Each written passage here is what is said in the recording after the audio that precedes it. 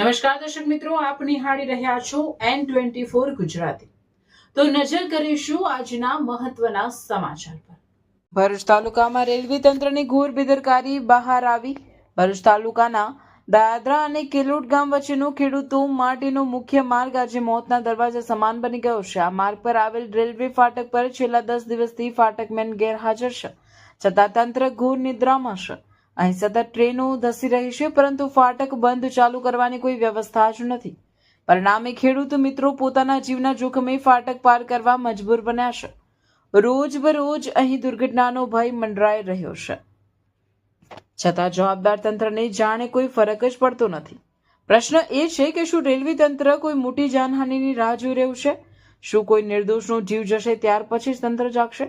સ્થાનિક ખેડૂતોમાં ભારે રોષ જોવા મળી રહ્યો છે અને તેઓ તાત્કાલિક ફાટક મેનની નિમણૂક કરવાની માંગ ઉઠાવી રહ્યા છે। જો તંત્ર હવે પણ આંખ આડા કાન કરશે તો કોઈ મોટી દુર્ઘટના થાય તો તેની સંપૂર્ણ જવાબદારી કોને રહેશે? રિપોર્ટર રફીક દિવાન। નમસ્કાર, હું છું રફીક દિવાન। N24 ગુજરાતી ન્યૂઝમાં આપનું સ્વાગત છે।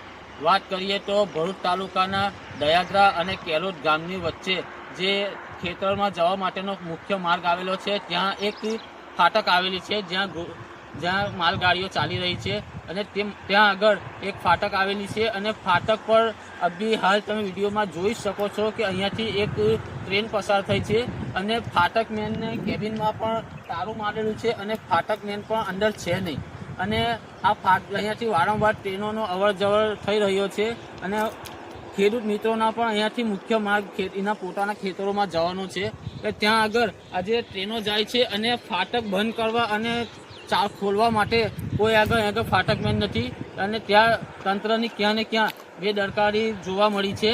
તો ફાટકમેન અહીં આગળ કોઈ છે નહીં, ફાટક બંધ ચાલુ કોણ કરશે અને જો કોઈ મોટી જાનહાનિ થશે એનો જવાબદાર કોણ રહેશે એ જોવું રહ્યું। અને અહીંયા ક્યાંક ને ક્યાંક તંત્રની પણ બેદરકારી સામે આવી છે અને અહીંયા શું તંત્ર કોઈ મોટી જાનહાનિ થવાની રાહ જોઈ રહ્યું છે એ સવાલો ખેડૂત મિત્રો ઉઠાવી રહ્યા છે।